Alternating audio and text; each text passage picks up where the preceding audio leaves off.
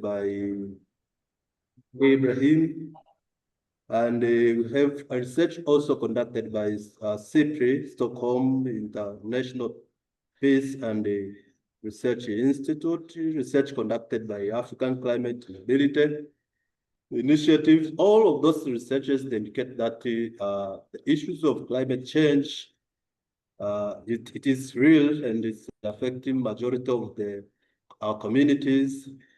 And the effort should be taken to make sure that we address the issue from different people, from different stakeholders. And as I said, the issues of climate change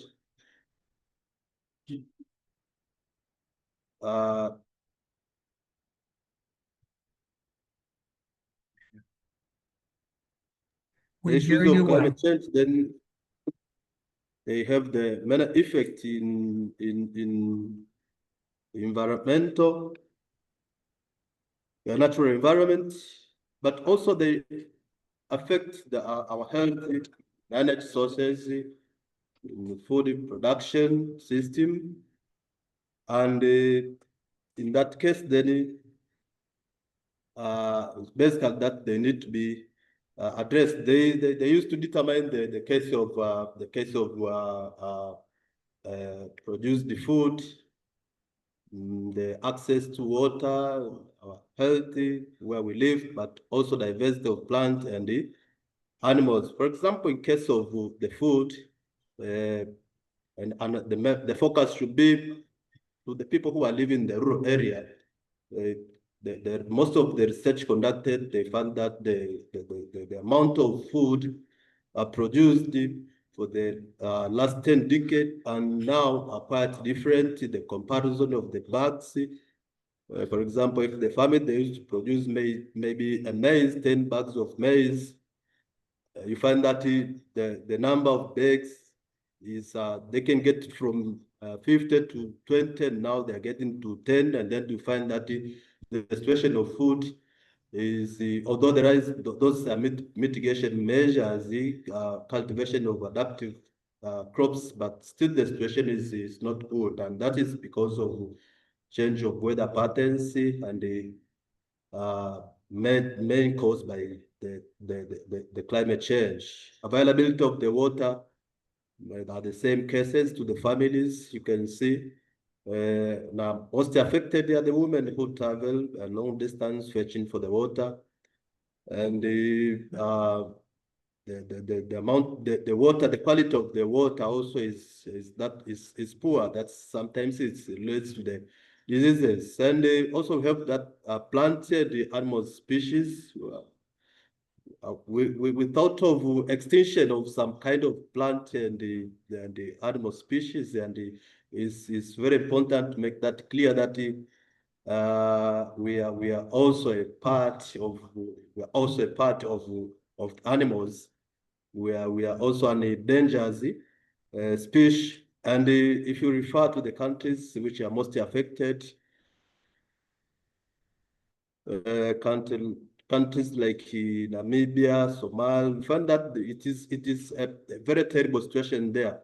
In case of the herds, those which are affected there, the pastoralists, and the lack of availability of water for the long run, then will have the impact. Will have the impact also to the human being as what is happening currently. Let's look on the how does the violent conflict and the climate change they relate to peace, and we find that there is no clear relationship. It is not linear. No, it is something that we need to be very smart to address it, because you can't say this is direct the cause the climate change and this is the cause the violence. But the issue is we believe that there is the climate change. They use the influence conflict among communities, and if that's the case, for example, If we look, for example, the case of food, availability of food, for example, no food within the family, within the community, that we are talking of hunger. Then the responsibilities of the society, of the country, is to make sure that the citizens have enough food. But the situation is when we go directly to the local community where they lack food, we find that is the conflict with relate to their rights. And as one of the presenters said,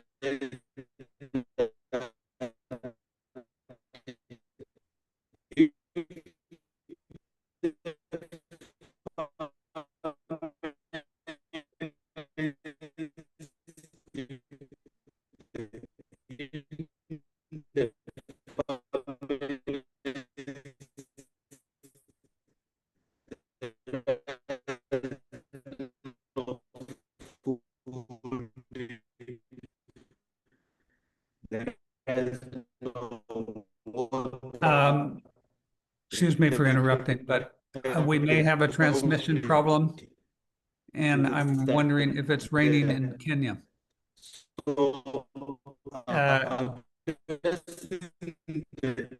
If any one of you can say if there is a problem hearing, I hear problems.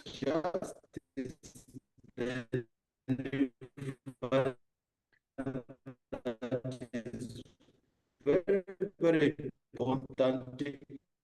I will try to reconnect this.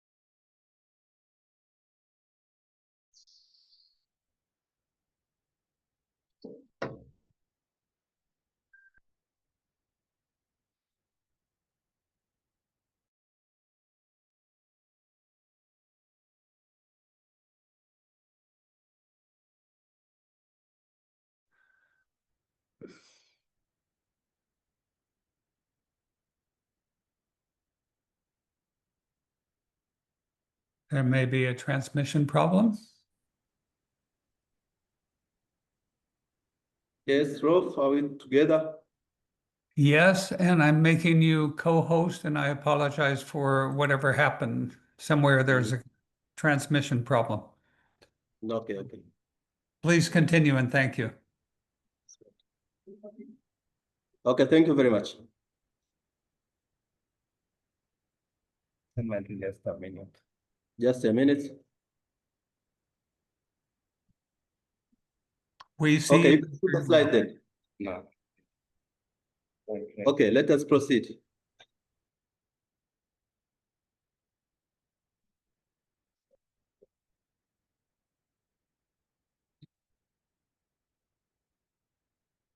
So let us discuss some examples then indicating how the climate change can cause the conflict violence, and we can see how the changes affect the member of the communities, especially the livestock keepers there. And because of the lack of pastures, and the water for the herds, then they lead to some of demonstration in some areas, like in Tanzania, in Maasai, in Ngorongoro. And in most of the African communities who are engaged in livestock keeping, but also this conflict also they go direct, as I said, to the family level. And a good example is in the families, for example, if they engaged in agriculture, for example, and you can find that the level of production, the family level, they cause the conflict among the member of the families, father and mother, and the same case. But if you find, for example, some examples is the increase of the violence and the conflict among also the member of the community and especially the youth. If the situation happened that when we are talking the economies or income generation, most of them, especially in rural area, depending in agriculture, depending in other related business from agriculture, and the situation of climate change, the harvesting, the production is very poor. So it is very easy for the youth, for example, to engage in other activities, even if it is a crime, or to join the other group for demonstration or whatever the case. So we can see some examples that we are very important to be addressed, so that we can overcome or reduce the situation. But what's happening in reality then is the worsening of livelihood condition, the worsening of the livelihood condition due to the increase of drought, increase of the floods, land overuse and degradation, which leads the decrease of production and the economy loss. And it is very important to that the population, as I said, of the communities in most of African countries, especially in sub-Saharan and sub-countries in Southern Africa, they depend on agriculture, because more than 8% they are of their livelihood, they depend on agriculture. And if that's the case, then the case of the drought, the case of the flood, the case of overuse of the land, poor production in agriculture, will result directly to the violence, because as I said, if there is nothing on the table, but also if you depend in agriculture for total livelihood, or livestock keeping for total livelihood, and that is the source of your income, you have a family, you have, I'm interested talking from the very local level, then at the end of the day, you find that the conflict among the communities, the conflict among one tribe and another tribe, then it is increasing at alarming rate. And that looking at that situation, we find that it's very important then the initiative to be taken, and so that we can address those issues related to the which they cause the deteriorating or worsening of the family condition. But also another violence, another impact which leading to the violence is the increase of the migration.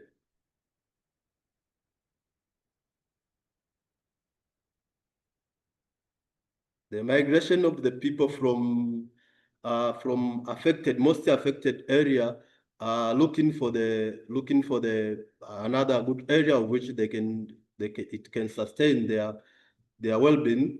And the migration then, with that situation, it's like it is a forced situation. It's like a forced situation. And the question here is the person who can migrate. Not the situation, for example, we have the floods, or we have the hunger in an area. We ask ourselves, is not everybody can migrate from one area to another area, looking for the pasture or looking for the other activities. Then the case is the affected one. Who are the affected one?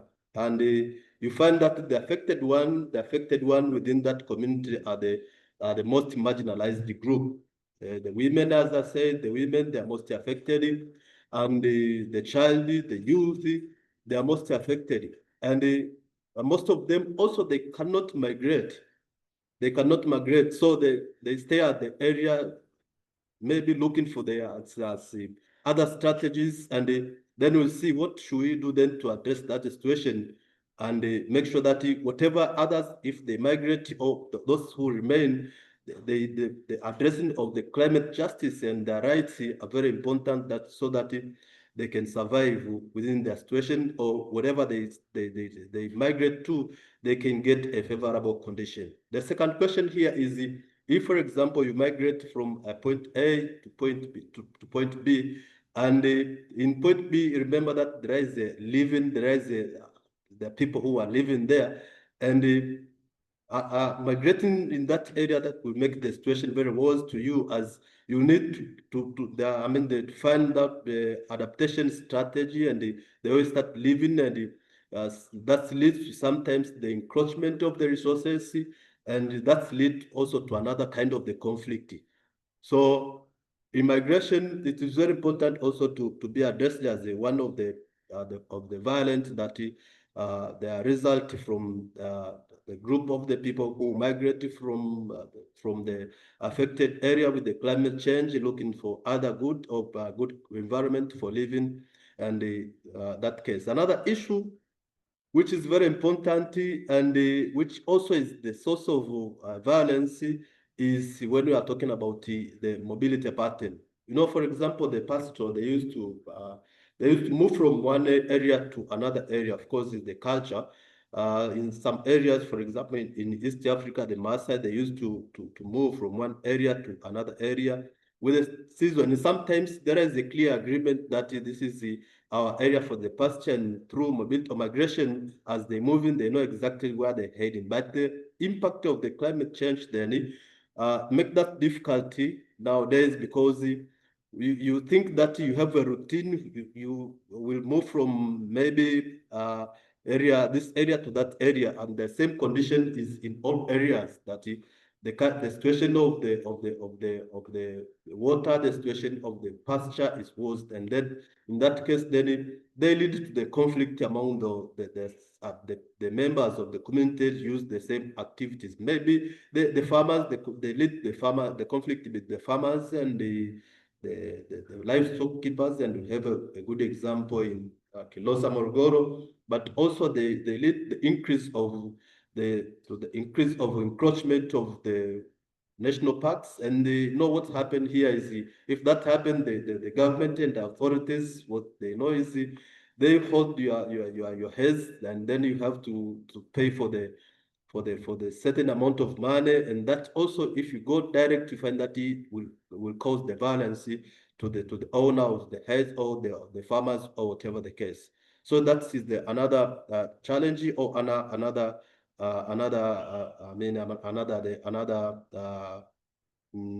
violence that their causes, or can be a result of conflict, climate change, and climate violence. Another issue is when we are talking about exploitation by elites, especially political leaders, and we have some sort of institution and people who have social identities within the families, or within the country, within the certain community. And in this situation, we find we have a very small, low intensity conflict within communities, in society.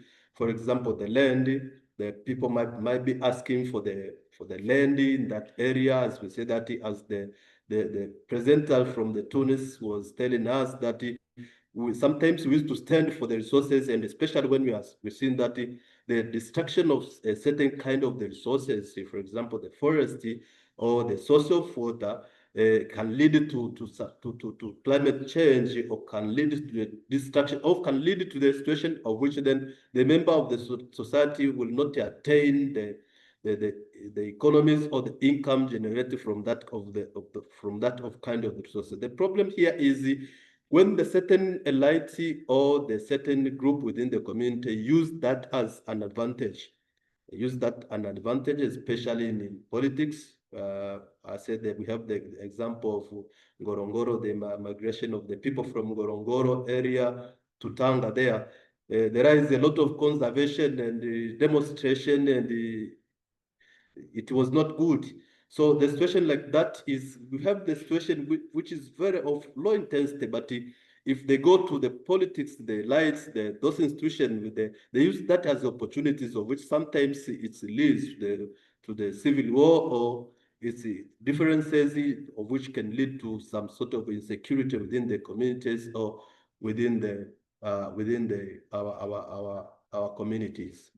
And a good example is here we have in Sudan, where the local resources, we have a local resource conflict, and which is highly related to the national power struggle. But also, as I said, we have the issue in Tanzania, Kenya, Ethiopia, Uganda, and Rwanda. So climate change, it increased the risk of conflict, it increased the poverty, but also it increased the hunger, and sometimes then it leads to the lack of the human rights. In the last session, we'll discuss. I think after the presentation, we can conduct some sort of discussion, because we are from different areas with different experience.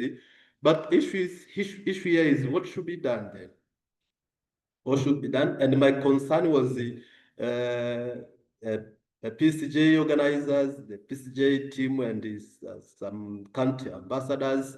And as I said, through research and through presenters, we find that the government, they think the government, the way they take the issues of climate change is like there is nothing. It's not happening. It is not happening. And as Todd explained that, and the presentation from Tunis, you can see the situation of our government on the issues of climate change. So it is very important, and it's my call that we should start from within and think on how better then we can address the situation, how better we can address the situation. And the first issue I was thinking about is promoting climate change. And how are we going to do that is to make sure that we should have a good action plan. And in our action plan, we should involve the issues of legal, issues of policy. And I think it's the time, for example, we should develop, I'm not sure, I think it is there, PCJ policy, PCJ, some sort of legal instruction, some sort of framework of which then the team can go through, and that can be as a blueprint we can use in addressing the issues of climate change. We know that for example, we African, we contribute less than 3% of greenhouse gases, and we find that the most affected area is in Africa. And if that's the case, then with the situation of our government, politics is not working as we thought that it would be, then we have to start from somewhere, thinking of what we can do so that we can ensure that the issues of legal, the issues of the frameworks is there, and make sure that the people, they are aware. The issues of awareness creation, I know is very difficult, but we are doing something. If we are doing something, and make sure that the issues of climate justice is promoted, and it is also addressed from our local area. Another issue, which is very important, is financing and fundraising, so that we can reach a wide range of community. And this from PCJ organizers, team from countries, ambassadors, or from any place that we think that we can raise fund. And Ross yesterday presented that and said that the change start from inside. Having the money cannot do everything. I agree with that. We should start with the changing the attitude. We should start with what we have, and then from what we have, the attitude, the culture, then we can go through the using the fund obtain, whatever the case. So the case here is why fund is very important, or raising fund or fund is very important to these activities, especially to the members from the groups from Africa, the non-government organization from Africa, is the situation that we need training, for example, and in through research, when I'm interested to rural area.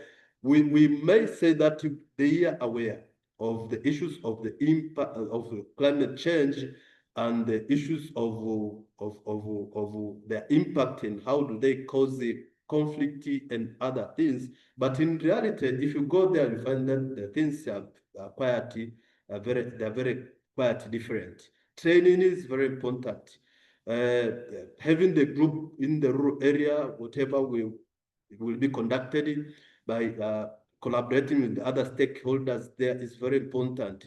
For example, we have a good example, the family conflict, which is resulted from poor production in agriculture, and and that can lead the father not providing, that can lead to divorce and then separation of the family. You can look at that situation, and the social workers in rural area, for example, they must still address that.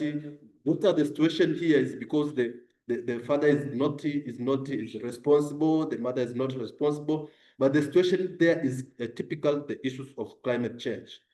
So addressing make sure that we conduct training is very important. But another thing is education. Our curriculum, for example, in Tanzania, in primary school, we lack that environmental studies. And if we lack that environmental studies from primary levels, as we said, we need to change the attitude of the youth and the coming generation.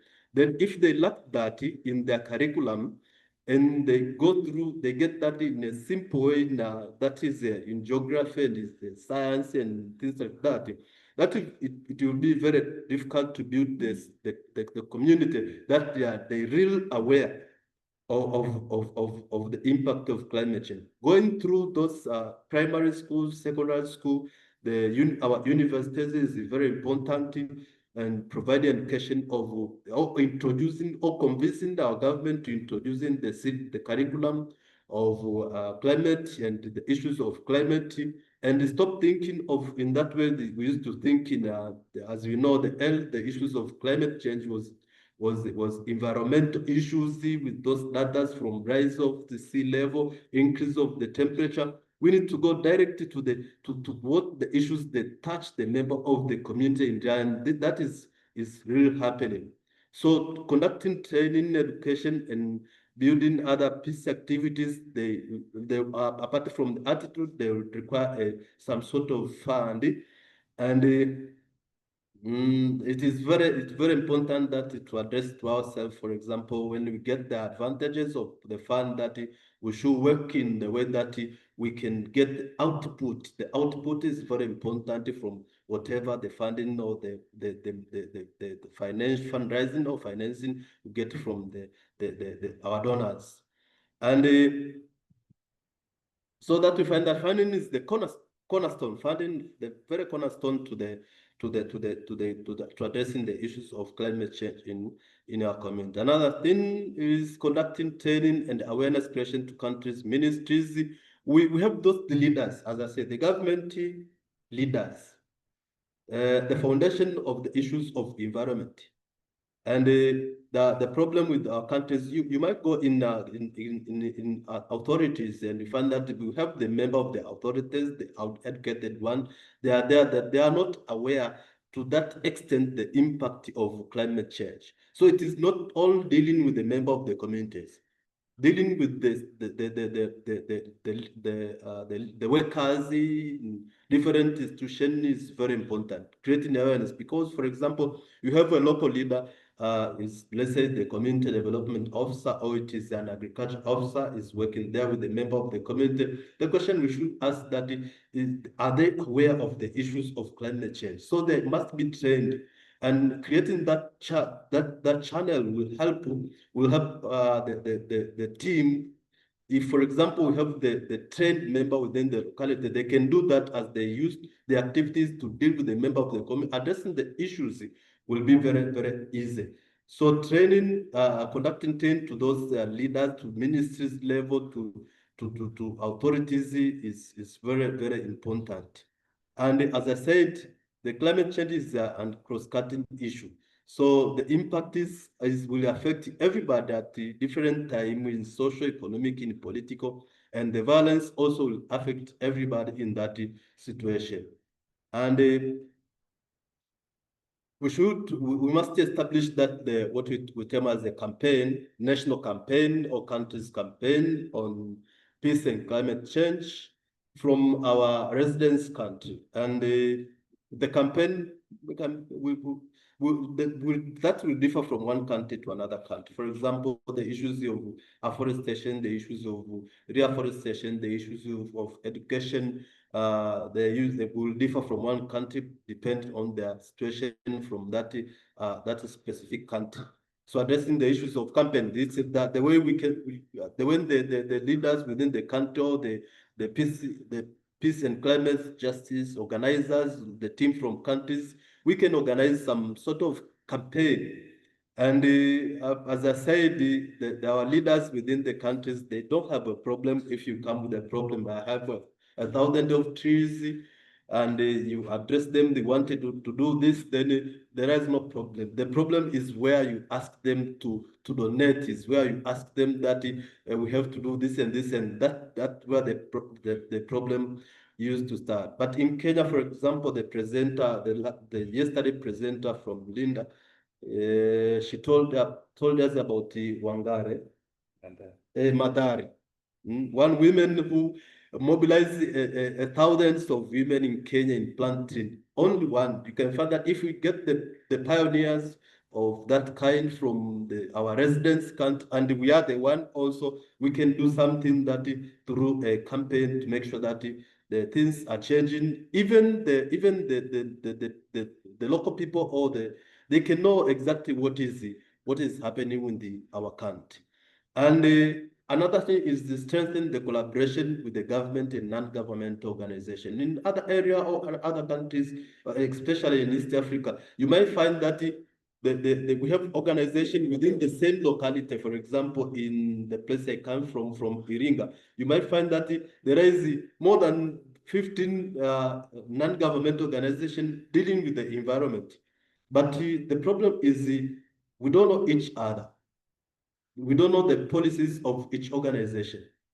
We don't have the same action plan, for example, for the year. That this must be, of course, we have our vision and goals, but we must have, if we are working in the same area, we must have a sort of action plan we want to achieve. As far as we are doing for the environment, for the climate change, we must have an action plan of what we think we can achieve together within a certain period of time. And that also should be addressed within the organization, the collaboration with the government, because we have the ministries that they are dealing with those. We have the authorities, for example, the NEMC, National Environmental Committee, they're dealing with the issues of environment. We have the organization like RIPOA. We have a lot of organization in Tanzania dealing with the climate change. That the problem is the output. And we cannot go to the output unless otherwise we have the action plan indicating what we want to achieve within a year. And the action plan must have some indicators addressing, telling us where we are going in the right direction, or we are going in the wrong direction. The measurable one, of which we can address after a certain period of time and see then how the collaboration within the organization and the government dealing with the climate change, what are the situation, what is changed, what is not changing, and then we can address the issue. But we have the international agreement we used to sign within the country, and that's also very important to be considered as a part of the collaboration so that we can address the issue. Another thing is advocating good governance in addressing the issues of climate change. We can see we have the global war. You can see the conflict between Ukraine and Russia. We can see the conflict between Israel. We can see the war in Congo. We can see different part of the yesterday presenter I think he explained a lot about this one and how they contribute to the emission destruction of the land, they lead to deforestation, they lead to destruction of the building, the infrastructure, a lot of issues from the issues of war and the things related to war. But what the problem behind it, you find that the issues of the good governance, how our government is responsible.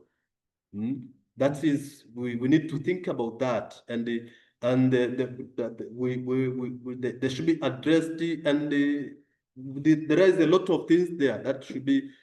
We should think as a PCJ organizers, the team, and how can we penetrate the issues of good governance to, especially to political leaders who the one who make decisions for the development of their country. So addressing the issues of also is very, very important. So before conclusion is my call then to for the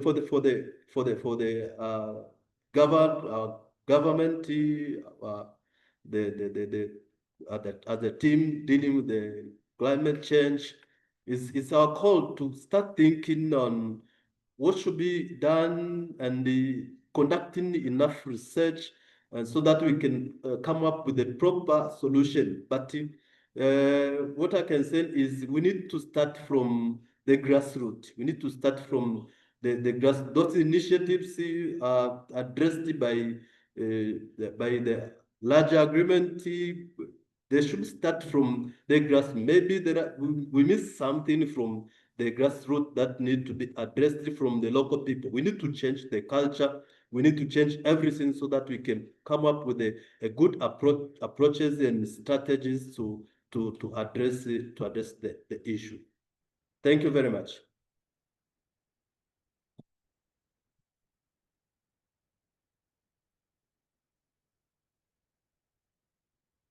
Thank you very much. Thank you. Let me say that a very, very wonderful presentation by our brother Emmanuel. Concerning the climate change. As you have said, climate change is a big issue that is affecting all of us, and we are being called upon to be key players, and we need to actually contribute on matters of climate change. Therefore, right now, the room is the participant today. But having said that, it's okay. What we need to do is we need to collaborate, then to ensure that we push the government to implement the policies. Because we know that our government are good at policy making, but now implementation is a problem. So we as a member of the PCJ have had presentation from our brother Imanuel. We need to come out clearly and be strong on pushing the government to implement some of these policies, because we as African countries,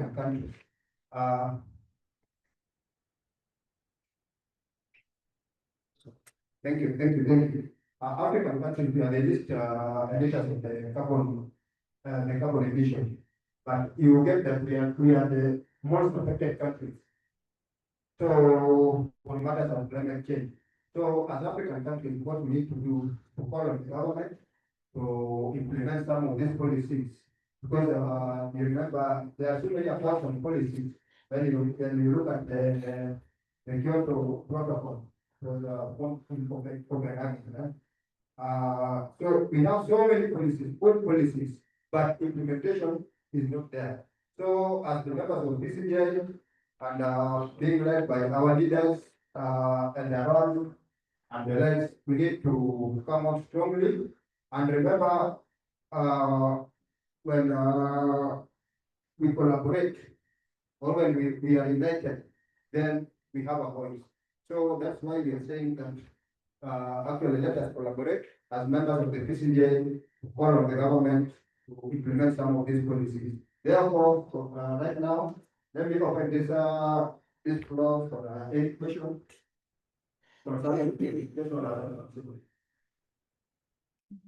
Oh, okay, thank you very much, just forgive me. Thank you very much. Let me give the floor for that, so that we can, ask a question. Thank you.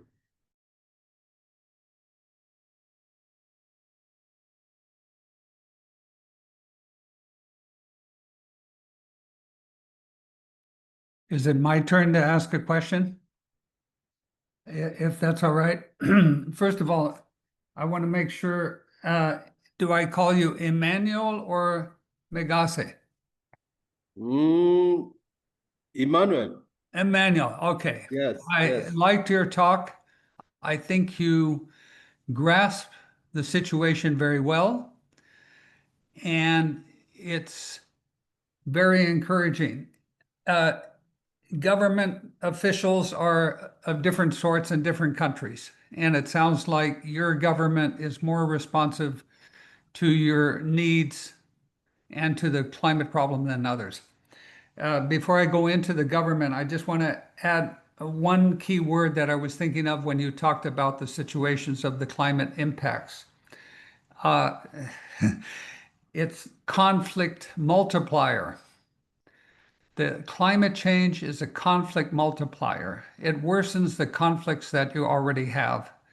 And the problem is they are going to get worse. So we have to then be in the situation where we tell people that honestly and don't deceive them that the way I see it, for at least 50 years, things will get worse before they get better around the climate. But that's another issue. Then it's the government is responsible. I love that you understand, and we all understand, that politicians don't necessarily totally grasp what the climate change is about. So we have to educate them. And I was thinking, when you talk about policies, how do we get governments and government politicians to accept that they have to do something? And that comes in back into the grassroots and the idea of teams, climate action teams. And just to give one example that we're working on, and I think will emerge very strongly in the global north. Sometimes we have the image that everybody's very rich, but the actual fact is that most countries, even in the global north, starting with the United States above all, but even in a country like Sweden, they are not rich. And then the question is, well, how do you merge the level of lack of income with doing something about climate change? So you have to think about something that helps the climate at the same time that it benefits people. And just one example that we're working on in more and more in different countries, including the United States and I personally here in Sweden, this is to encourage more bicycling rather than using the automobile or even mass transit, because bicycles are cheap, they don't use fossil fuels, they make an alternative to fossil fuels, especially if you can't afford to buy a car, and it opens up to a new possibility. In the act of bicycling, you can say you're not only getting healthier and you're feeling better, but you're reducing carbon emissions. And so we're working to get the city officials to do more and more bicycle infrastructure creation than anything else as a policy. Put in better bicycle paths, and don't have bicycle paths combined with automobile where cars can run over and kill you or damage, injure you. And that's just an example actually of how policy can be made from the start, because then you get bicyclists involved to encourage others to bicycle more. And then you create a climate action team just around bicycling. And then people come in and say, that's a good idea, I can help on that. And then you start to explain, well, that involves climate. We're doing that in part, not just for our own health, but for the community, because it's cheaper and it helps the environment. And I give that as an example of where, the idea of team, together everyone can achieve more. So we have a climate action team in that specific example. And do you have such examples? Now comes my question, which is loaded maybe, but do you have specific examples like that in Tanzania where you are working for an issue, could be tree planting or whatever, where it encourages not just helping the environment and the income of people, it lowers the cost of transportation, for instance, with bicycles. Do you have examples that encourage people also to think about climate change? Yeah, thank you very much, Rolf. We have an example, especially in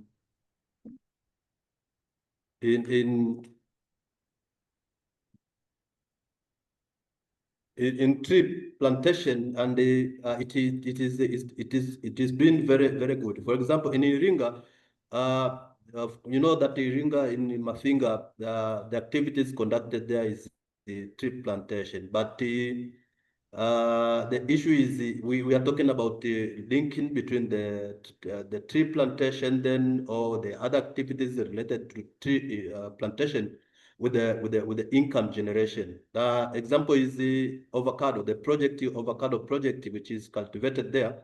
The member of the community, as I said, they're interested on climate issues. But what I said is, they need training. They need to have that. They need to be training on alternative. When you say that climate change, then they will ask you, then so what do we supposed to do? And the second thing is, what if that what we are doing, how does what we are doing will help our community, our children? And that's why we come up sometimes with the project, for example, of avocado project. They plant maybe in the member of the family, they have maybe they have 5 trees or 60 trees of only avocado.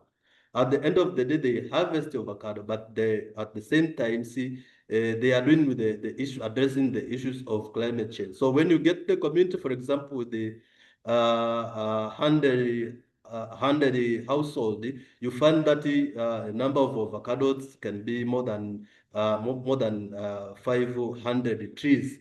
And in harvesting, they get the avocado, they use they raise their income. But another issue is as I said, addressing the issues at the very local level, especially in our schools, because what I believe is apart from doing other things, we need to start with the changing with the attitude and start with the educating the people with the environmental culture. Changing their minds that they have to think in other way, that if we are doing this, as we say, in 50 years to come, the situation will be very bad within our communities. So as I said, at the frontier, we have those eyes to see the things in different eyes. And then that's what we see, we must make sure that they be addressed at the local, especially the youth, the young generation. And as I said, it's where we start thinking of, at the end we start thinking of planting tree for shades. Planting tree for shades. And they ask you, so what did I get from the shade? So we start thinking of, we plant tree for the trees that we can get something, the fruits, the pawpaw, the avocado trees, and then they get something. And of course, in southern Tanzania, it's working very good. The case is in other parts of Tanzania. But another thing is, you say something about in politics, the politicians, they are not. As I don't think if they are not interested, but what I think is they wanted to see by examples. That's what I said. We have to indicate some output of what we are doing. The output must be there, something that can be measured, something that we must say by having some sort of indicators. That is what is happening. For example, I'll give you one example here in East Africa. I mean, in Africa, we have that CHAN competition, yeah? The football CHAN competition. You heard about that? No. Yes, we have that CHAN competition in which most of the African countries, they're competing for those tournaments. The case is what we hear from our president and the money they provided to the players, to the teams. If we win this game, you get for example, in Tanzania, the last game, of course, we get it and from the team, and we get a lot of money. A lot of money. They say, okay, if we won the game, we give this amount of money. That's what we ask ourselves. What if that money can be addressed in another way, looking for the long run issue? Because if the game is just a short term, long run issue, that what we are talking about, the climate change. So we have the long way to go in training and telling these guys that this thing is real and it will have affect our community in very, very long run. Thank you. Thank you. Okay, any other question from the team? From the team in the room? Anyone other question? Anyone from online? You can just raise your hand. I just have a practical question. David Nyagi, is David available there? Because he was scheduled to speak. And he is from Kisumu, I believe.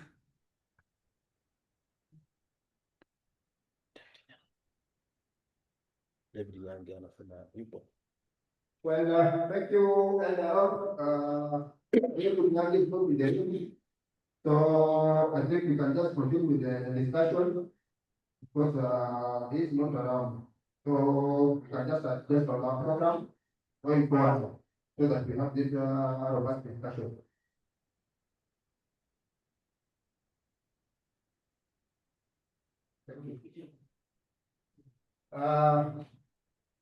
The floor is open.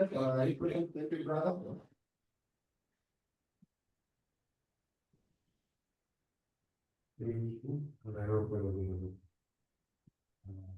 I have a practical question for what I know. Don't you think instead of negatively affecting like let's say, you say the money that is used for promoting the child competition should be used in the climate change? Do you think there are other areas where money is being wasted that could be used in climate change other than affecting another person's income? Like we know African states government expenditure is so high, and if you want African states to even overthrow a government or impeach a president, then talk about their allowances and their visiting. So don't you think there are other areas of consumption that could be maybe from the statement, the money could be used, and then there are maybe lost mentioned areas. I don't think negatively affecting sports would anything. Thank you very much. That's a very good question. Manuel, brother, you can add to that. Thank you very much. The question is very good, and the money from our president for the channel is not bad. And that I take that as the example with reference to the way we can mobilize the resource for climate change. Emmanuel. Yes.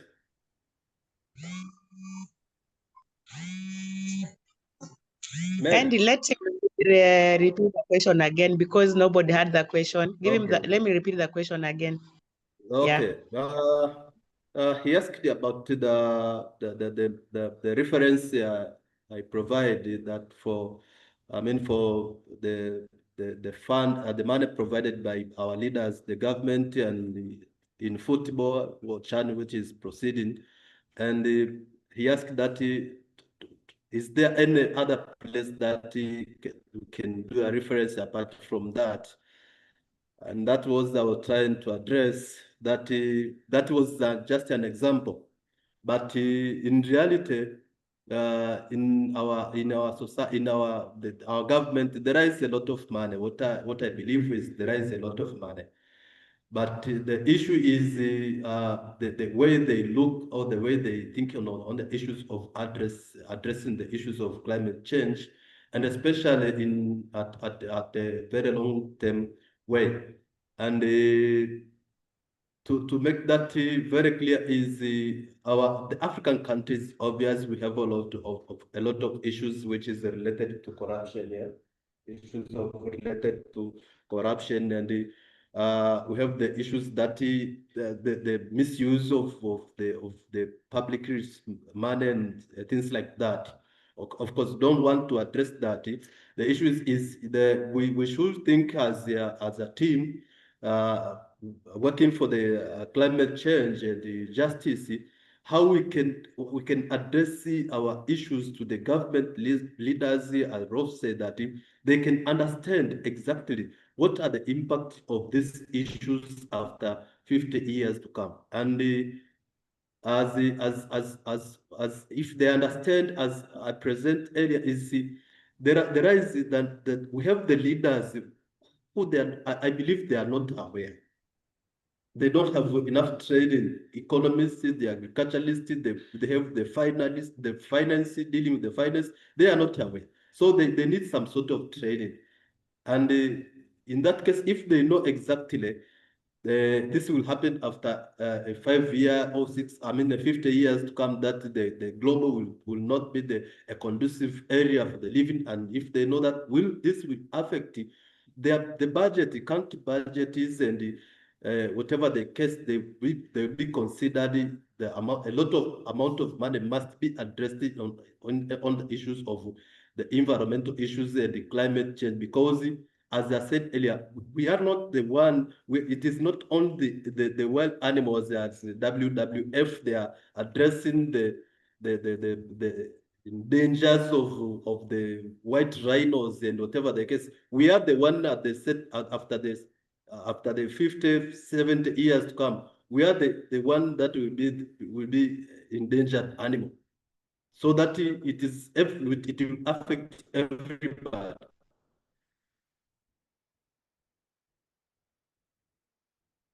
Thank you. Thank you very much. Very well. And we welcome any question. Kindly just ask. Where you are not, it is not clear to you, then we are here to address your concern. Thank you very much. Okay, good afternoon, everyone. Yeah. Okay, where you get one is, I'm just from nearby university. I'm a political reporter, and also competitive justice is that okay, you know myself, okay, personally, I would like to raise one person living recently, like maybe mental challenge, when there is issue of maybe climate change, like flood down there, up to there. They are the most affected people. They can talk, they cannot talk, and some are blind, like people are blind. No curriculum in that flood, and what we need is the approach. Out at the mechanism, we can do what's this, because we see people normally focus on a regular person, like maybe people who are not disabled. But this problem that the house this and what are the mechanism also for people which you can just use to involve to engage them, so that maybe the part of the process of being Thank you. Thank you very much. Thank you very much. That is a very good question. We have the question is it is the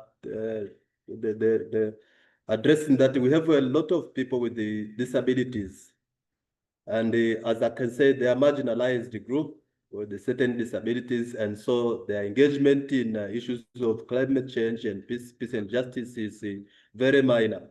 So the question is, how can we integrate the member of the society on the issues of the climate change? I'll contribute to my understanding. I think Rofo and Mary and Kev also we can share on that. But the first thing is we need to involve everybody. We need to involve a person on the issues of climate change. Not leaving, we are not supposed to leave anybody aside. And if that's the case, we need to have the plans, let's say the strategic plans or the policies with the team or we know the country policies are there, but the implementation, as Kev says, is very difficult. And if you go to our country policies, we find that the issues of marginalized groups are addressed there very well. But the problem is, if you come to the implementation, implementation is poor. To my thought, I think working with these people, with marginalized group, is very important. Involving them in our planning, in very from the idea development of the issue, how we can address the issues of climate change from idea development is very useful, because when we involve them from the beginning is when we can get their ideas, their views on how they can participate. Whatever, if a person is maybe a blind, the one who is affected with the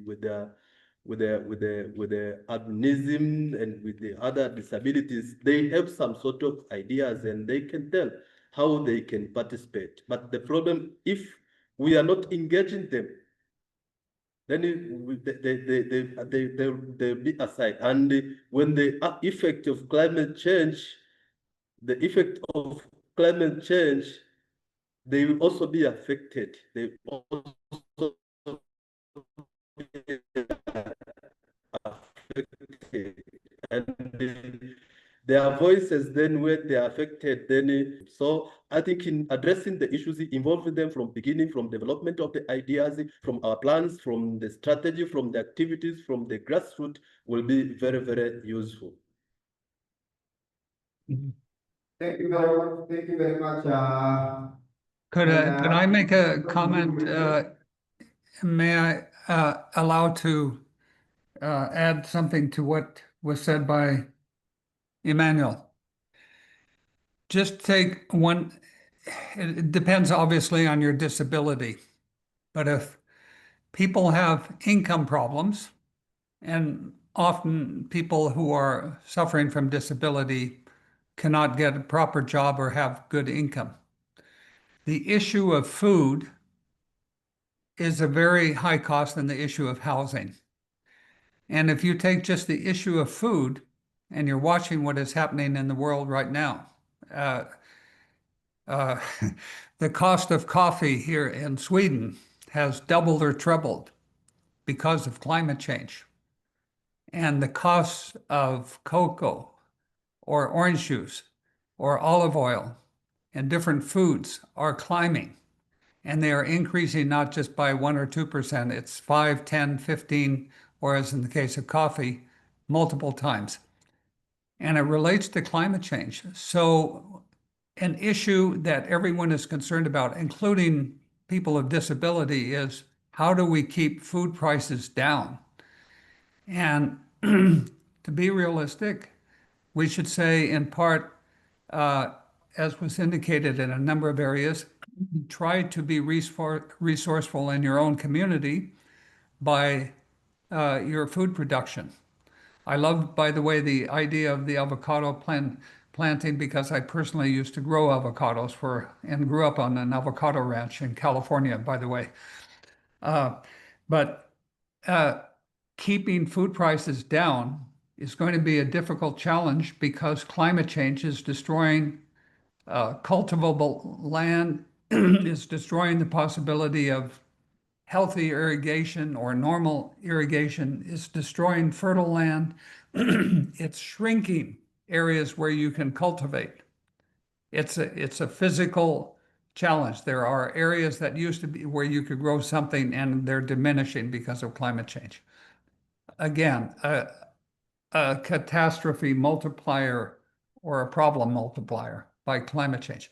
So if we take up the food issue, as we're doing in some areas in Arizona in the United States, and we're showing inflation is not just a cause of what big money is doing or whatever, it's also a cause of what's behind big money and the big oil companies, which is the climate change. And we have to keep prices down. We have to fight for climate change so that it is justly apportioned and also stop emissions.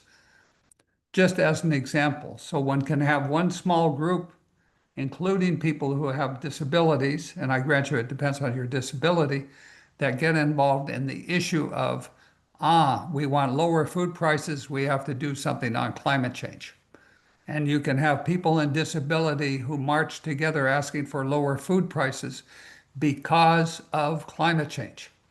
Thank you. Thank you very much. Thank you very much. Just to add something a little bit on what and around said. To answer our brother Maurice, I think your concern is very much valid. But I think next time going forward, we need to involve you in the planning of an event like this one. You remember, I'm the one who needs to, but due to some limited resources, we could not actually accommodate all the people. So when I reach you as one of the representatives of people living with disability. So going forward into the future, I think we are going to engage, we are going to have discussion because you represent those people and you know their interests. So we will contact you more as we continue with this discussion. Thank you very much. Thank you for that question. Any question? Anybody with a question, concern? Thank you, Sister Linda. Thank you very much. So, as I heard right, if I heard correct, that Mr. Roth was talking about the issue of food. So, how we can, the food prices could be lower. I think what should be done is to engage the youth and everyone in agriculture. At least everyone should be able to have some, even a small space, planting something eat.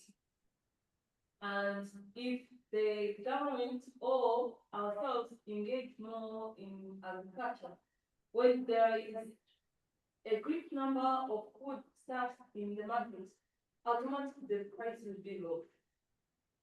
And everyone should afford it.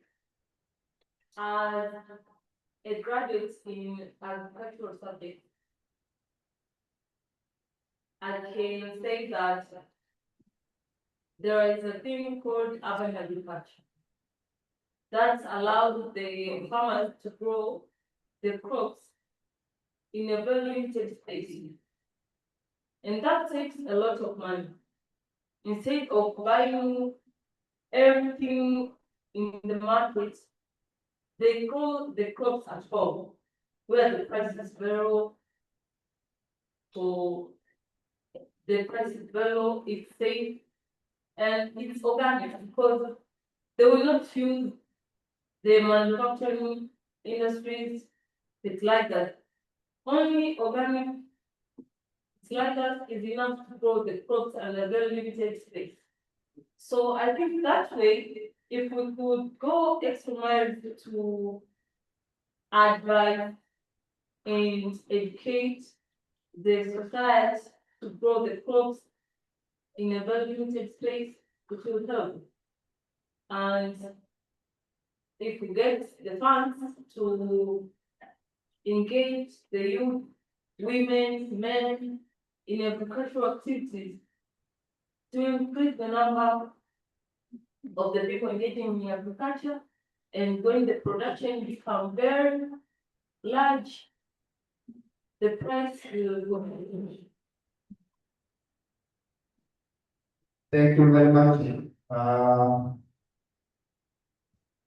Brother Imanuel, I don't know if of you gotten the consent of our system made, so you can say something about it.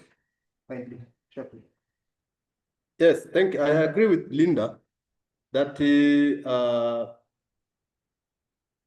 we need to practice agriculture and applying technology, and that's what we call Bustani ya Mama.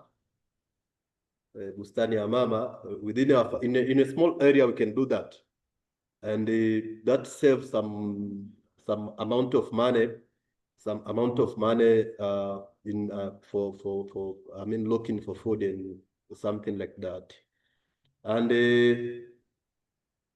if we want that to be possible, then still they need some sort of training. That's also we have been talking about. Training is we cannot avoid training. We maybe some agriculture expertise, and we can learn. And if you go to, instead of, for example, you find that in rural area, a family has half an acre, and what they harvest from that area, it is nothing. One plastic of maize, and we cannot do that even with the 2 months.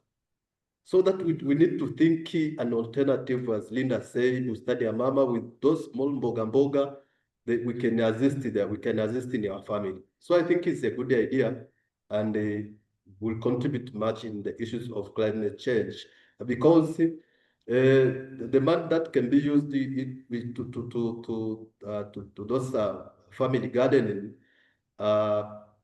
we can reduce the use of source of any other source of energy, and can be very useful in addressing the issues of climate change, including other alternative source of energy, like using charcoal instead, like using a firewood in a family. Then we can find an alternative source of energy, and the money saved can be used in other activities. Thank you. Thank you very much, for that presentation and the way you are handling our questions. We really appreciate, and I must say that we are really continuing, we are going on very well, and let's continue that way. So let me just go online. I can see our brother Julius address this up. And the other question. No, brother Julius, can you unmute yourself so that we give you the floor to ask the question, please? Thank you. Actually, mine is not a question. I was just complimenting about food insecurity. The previous speaker just spoken about using small pieces of land, but for us in Africa, especially in Uganda, where I'm based, we are having enough land. The only challenge we are facing is that there is a lot of weather instability. The seasons are fluctuating. The farmers can plant, and unfortunately, the rain comes, sunshine also comes in. So the ultimate solution that I may be having on that, in case we can apply irrigation farming, whereby we get the water pumps which can help us in irrigation, that can be the only alternative food insecurity. And not all places are having rivers and lakes and dams. We can also get some abounding water. That one will also help in the areas where there are no rivers and big water bodies. By that, we shall use the land which is reluctant, where the people are not there, and we can employ that to keep us enough amount of food. Like for us in Uganda, where I am currently based in, there was a landslide which happened in 2010.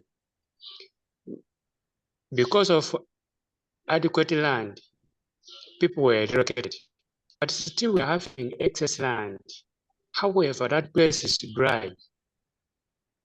But in case we can employ such kind of land, it can be of much importance solving food insecurity in our places. Actually, I would like to appreciate the discussion of today, bringing the point of food security. Even if we have a lot of peace, if we have a lot of justice, but if we are hungry, there's nothing we can do. So let's also put that thing at hand to ensure that there's a lot of food that our people are eating. So if anybody go in the demonstrations of looking for security and other things, they are having something in the stomach. Anyway, that's what I wanted to compliment. Thank you for listening.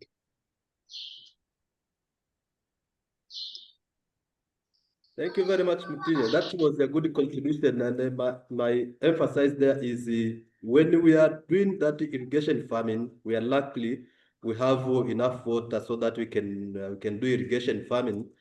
My call is we are doing irrigation farming, we are planting tree. We are doing irrigation farming, we are conducting training to the member of the community.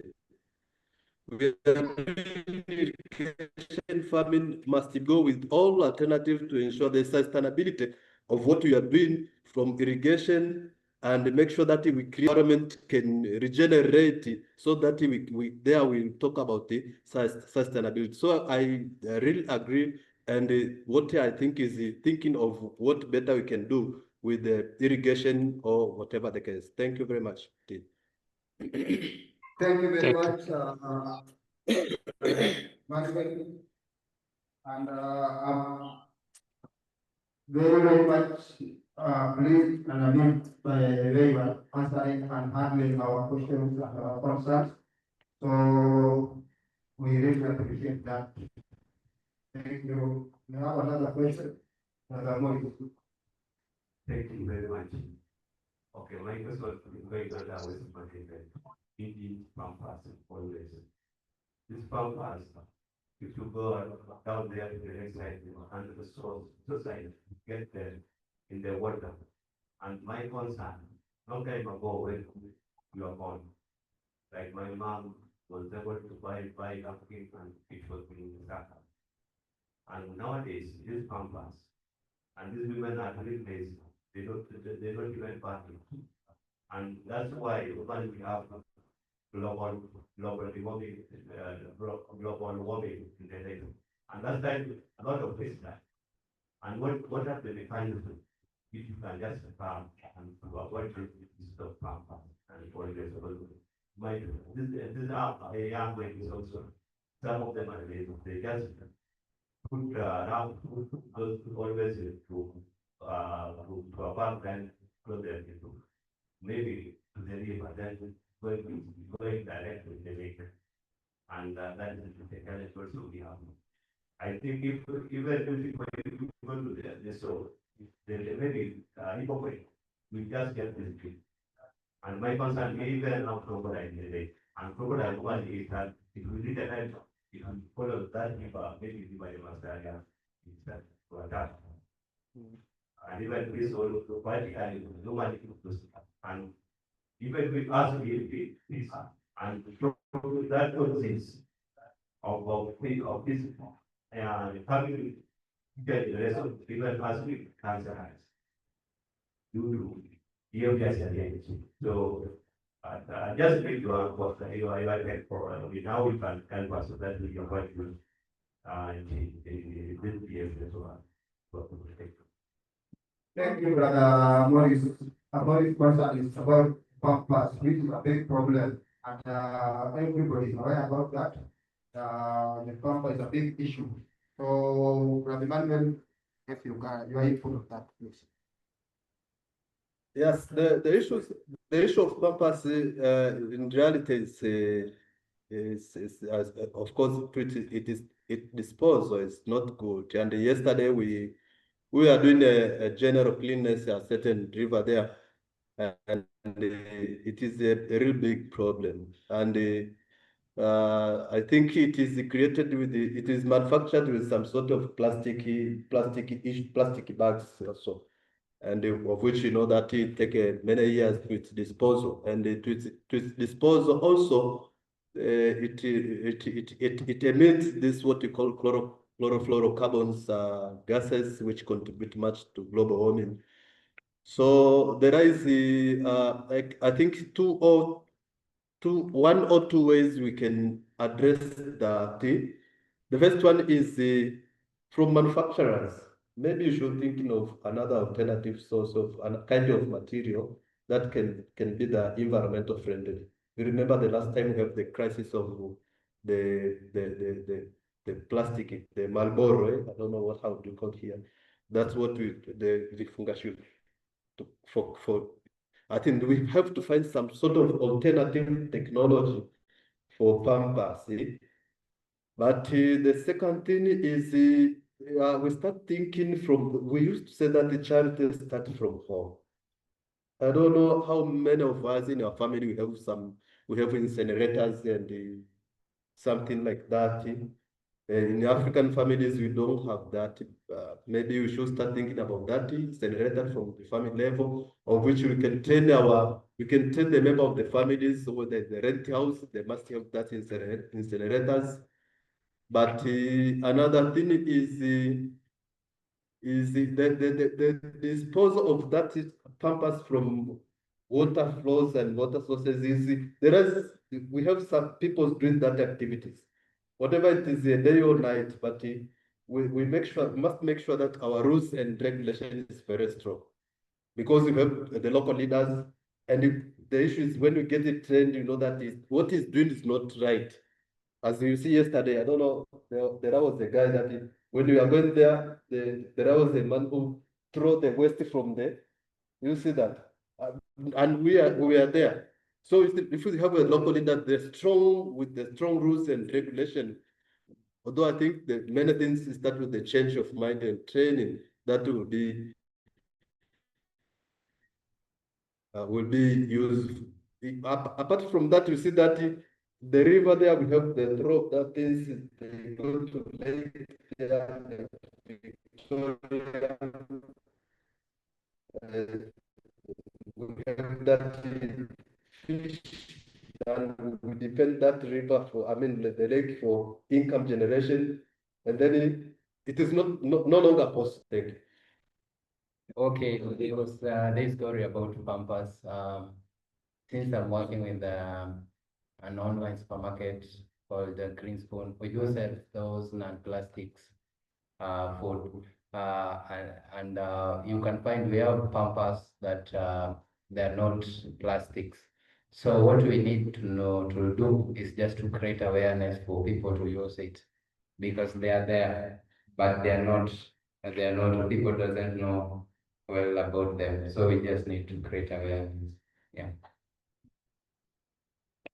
Thank you very much. Just to add a little bit small thing, I think the issue of the Pampers is becoming a big problem ecosystem.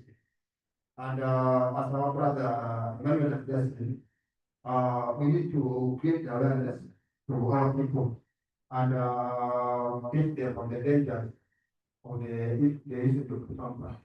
So that because even if this study that we were doing the cleanup, just say, we actually we encounter so many the garbages, Pampers, including plastic, and all these are going on in the area, which is a big problem.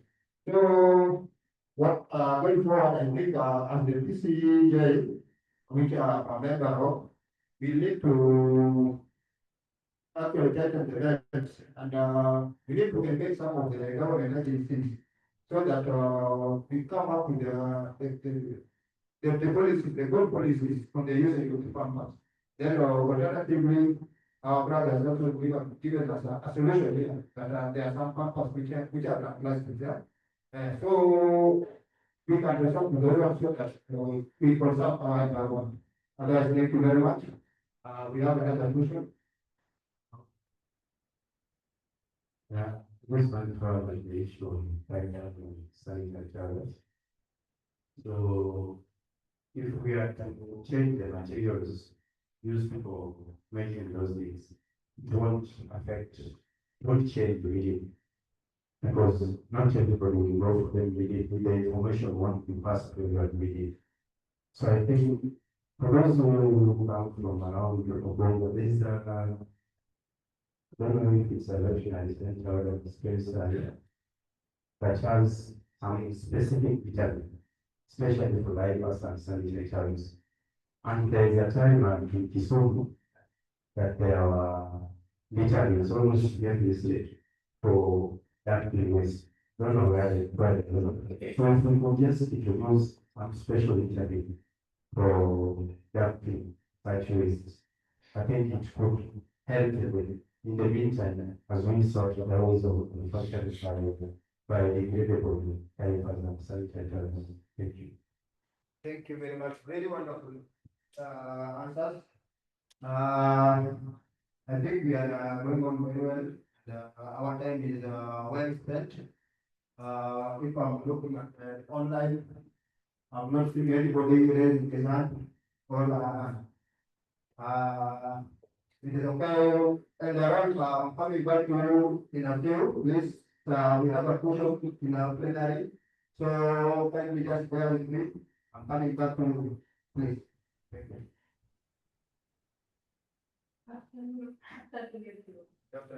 I'm very happy. I'm a community health officer. When we come back to the issue of farm management, I love my brother to tell me the grant that the farm can be that is possible. You tell me the grant because you what are the necessity of farming, one putting the policy. Always I think we are right. We told ladies, women, please ban their wherever you close to that, we ban them or we will bury them. We've tried when it comes to children. One person, they'll say, oh, that's not my neighbor, we don't have any money to throw them. We don't have money to pay those people for their years.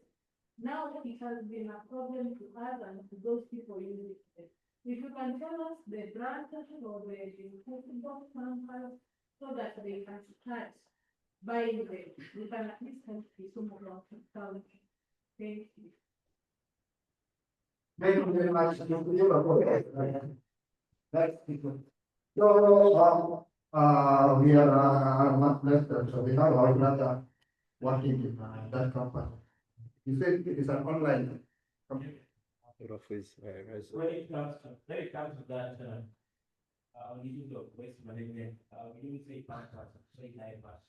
When pampers are black, there are so many brands of diapers, so it is diapers. Thank you very much.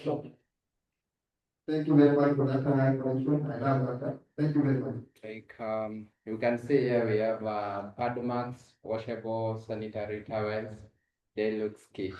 So this one is just something that is washable and reusable. You can see. I don't know how I can share it right. Don't know. I can do screenshot. Then I will share it. Okay. So, Nita, brother said that I'm going to report it and give your contact so that we can reach to you. Thank you very much. Thank you. I would say scientific colors are okay. They can be burnt, they can be buried. But that's where we come from. Yeah. Thank you. Thank you.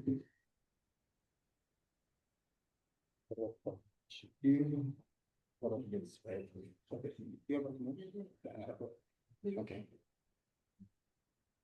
Can I make a comment? If it's all right? Short comment. And then I'll turn it into a question.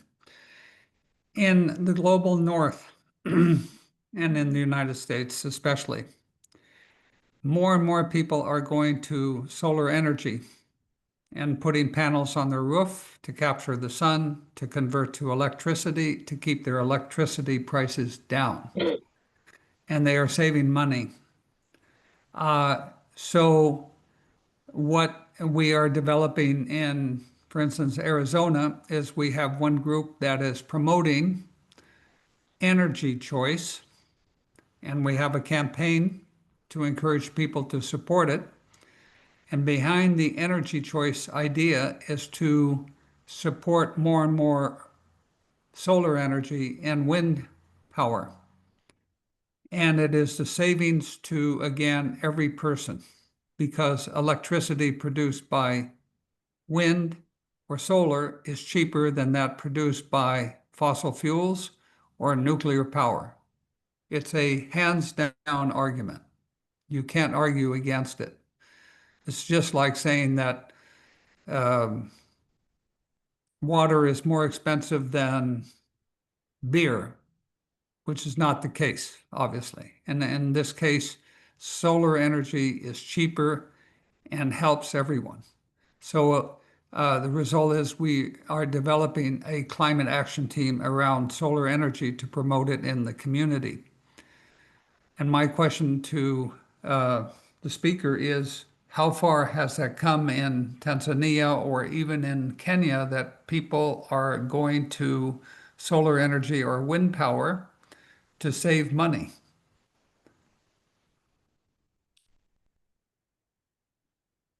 Yeah, thank you, Rolf. The case of solar power in Tanzania, we have some organization that, of course, in the business arena, that they're emphasizing the use. Even the government and we, as also we're addressing the climate change. We have a major concern on that, and the educating the member of the community. The solar energy is very important as alternative source of energy, but to local people, and especially those who are living in rural area, and those they don't have the electricity. What we are addressing, we are trying to observe. It is very difficult. It is not there. Where in Tanzania they are mostly in few private institutions. In government institutions still they are using the electricity, but in few private organizations, the institution, they used to use the solar energy or solar power. So it is very a good idea, but its implementation is going very slow, and in rural areas still, I can say, still not yet. And the private institution, those they are the one that they are aware of the importance of using, because they used to, and especially they use the solar power because they used to pay a very high bill to government paying for electricity. So their option is to solar power. Is not because most of them they are aware that solar power is they can work very good with addressing the issues of climate change, because the cost for paying for government bills in electricity is very high for those private institutions. In other areas, in large plantation, also in Tanzania, we can see they are adopting the using of solar energy or solar power. And that is the situation in Tanzania. So rural areas still we have a long way to go, although we have the different size of solar power. And yeah, if you can accommodate that, they can push over one bulb and auto bulb in a house and something like that. So that is what happened. That my experience, the experience in Tanzania, from Tanzania. Okay. Kenya is one of the Africa's leaders in renewable energy. About 90% of electricity on the grid comes from the renewables, mainly for geothermal, hydro, and also wind and solar. The Lake Turkana wind project and smaller solar farms are already feeding the grid. On top of that, around in 5 households in Kenya use a small off-grid solar home system or solar mined mini grid, which has really helped people in rural areas to save money compared to the kerosene and diesel. Overall,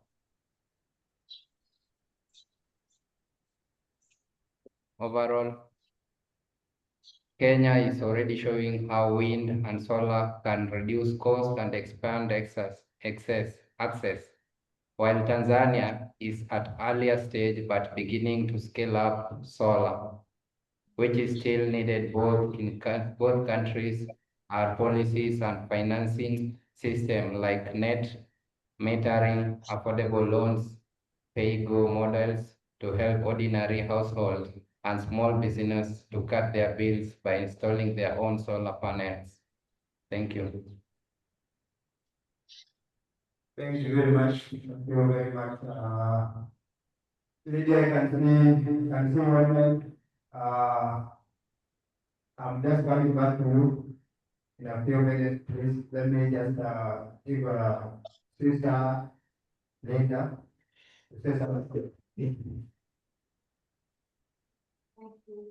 But in Tanzania right now, there are 2 companies that are doing great in supporting the solar power and have invested in rural areas to ensure that the people are updated about the solar power and are using them. There are Sunking. Sunking have even produced the TVs whereby people can watch without using the electricity. And there are My Soul. This is a company. This has been even cooperating with farmers in large areas, in plantations, and they can use the solar from My Soul company. While harvesting, they can harvest it the whole day, even at the night, and the lights will be there. So I think they are doing great, and since they are just starting, I believe that they can do much better. Thank you very much, Mr. Lima. So, Lydia, I can see you.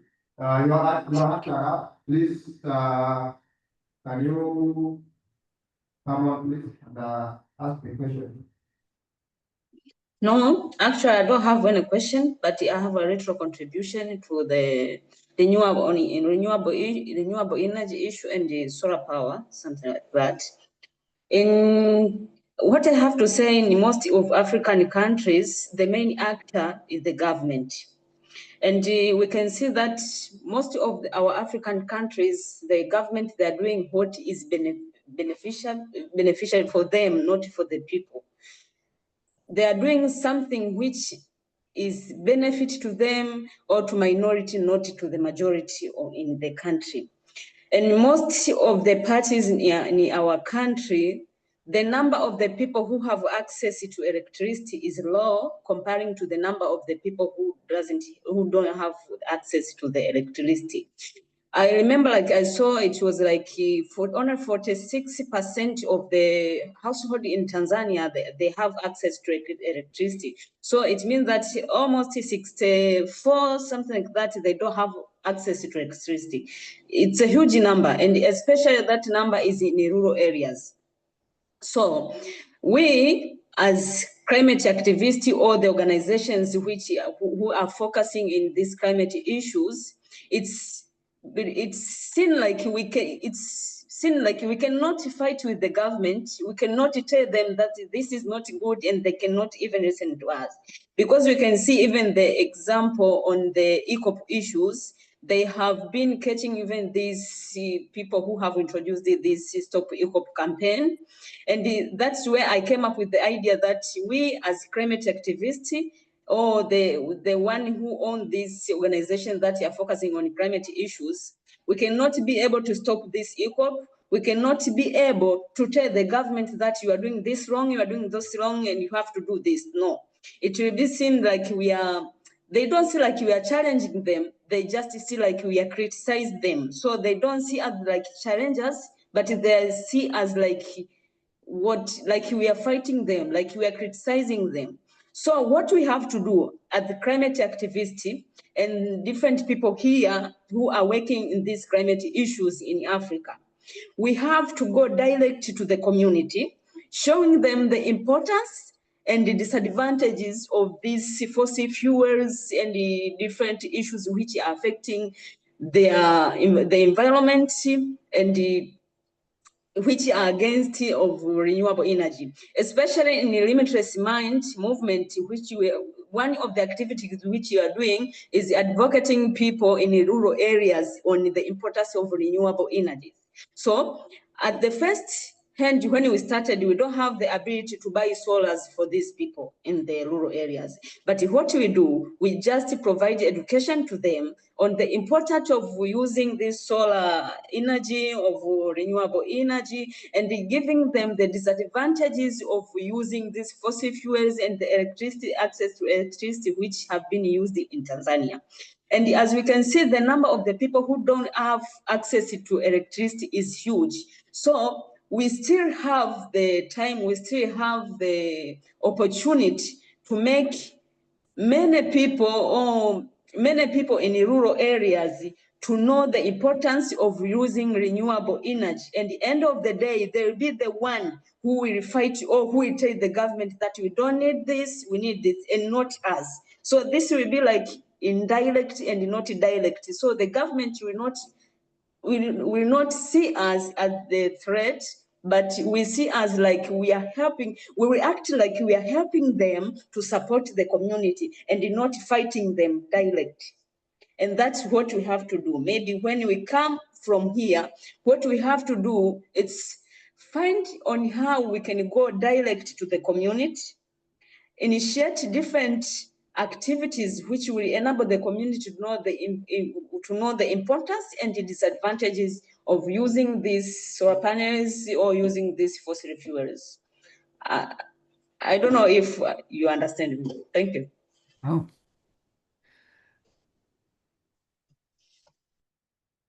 Can I add a comment to what was just said? Which is fantastic, what you're saying, Lydia. I hope you can all hear me. One way to build that support for solar energy and be nice to the government at the same time that you push them a little bit further is exactly through petitions. If you go out into the countryside and you gather signatures for a petition to the government, and you bring more and more people together for the request for renewable energy, whatever source, wind or solar, and you have lists and you bring people together to visit the government, they will feel the effects and start to respond. And we're doing exactly that in Arizona by gathering signatures, and we gather, one, as I've told before, when we're up to 500 or 1,000, we submit them to the government, the local government, trying to encourage them to go faster. Thank you. Thank you, Ella. Thank you very much. Thank you very much. Lydia, I can see your hands still up. Do you have something to add before we go for our lunch? Our time is well spent and it's already one. We need now to pray for lunch. Do you have something to add on top of that? Please. Sister Lydia? Thank you. On the plenary side, slightly, I don't want to leave someone outside. That's okay. It's okay. When you go, it's okay. Thank you. Let us talk reality. I'm going to talk about solar in Kenya. I don't want to learn about East Africa or Africa. I'm only being in Kenya. So when the first time my new solar in the first site was around the country, it's 11 or 12 years ago. There's a company called Proper.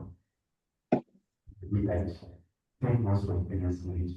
So they came up with the idea of solar energy, lighting, cooking, and even they came up with the generations about that. It was good until investors saw the opportunity.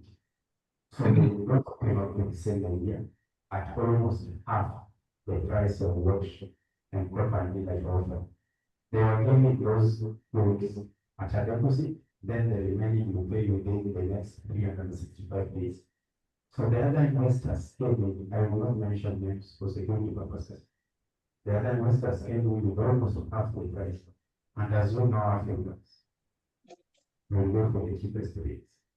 The only problem is that you check the cheapest, and then from first-hand experience, I got specific brand of solar unit with the lighting systems and the generation and even the pumper. But by the time you are 3 weeks late, let's say you only have 3 weeks left to finish paying for the product, already it has defects. So it was basics. It was no longer a plan to get profit for cable. It was business. So I think the next thing we think of is maybe we take solar energy and sell the idea so that the government can invest in. There is the government again to implement the ones. So like it's hard to help Africa, but we have to pay attention, so we have to. So if at least not company told or made aware that this specific type of energy, not talking about any company now, this specific type of energy is helpful. But at least when going for it, have a choice that appreciates appreciates you. Right? Because there is no need to move from it to solve it. We need to repurchase again before we get on the end. We have that very electricity. So then private investors, I understand their money is there right now, but at least they know if everybody is connected to an investor, brings the relation there. Thank you very much. I think we are not at war with anybody, but we are not we are solution givers. So we are trying to look at the solution to give our people. That is the main purpose why we are here, so that we have the challenges that our people are facing in society. So going forward, I think by the end of the day, or by the end of the close of this meeting, we shall everybody shall have learned something to get back home. Otherwise, our time is well spent, and we did not prepare for our lunch. Because if I look at the online, there's no any question, no concern. So let us break now for our lunch. I need someone to pray for our lunch. Thank you very much. Thank you very much. So any volunteers? Pray for our lunch. We pray. Thank you. Thank you.